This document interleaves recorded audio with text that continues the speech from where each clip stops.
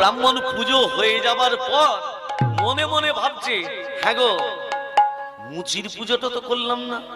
ও যে আমাকে 16 আনা দিল, ওর পুজোটা তো করতে ভুলে গেছি। তা কি করেছে ব্রাহ্মণ, ওই 16 আনার বাতাসা কিনে নিয়ে আজকে মা গঙ্গাকে বলছে, মা, ও মা গঙ্গা, এই মুচির পুজো নে মা তুই।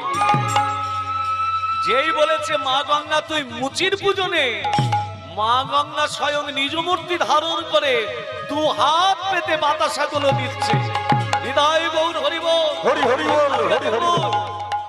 ভক্তমণ্ডলী, ভক্তিমতী মা, ব্রাহ্মণ কেঁদে কেঁদে বলছে, আমি তোকে এত ঘটা করে আমি তোর পুজো করলাম, আমি তোর দর্শন পেলাম না।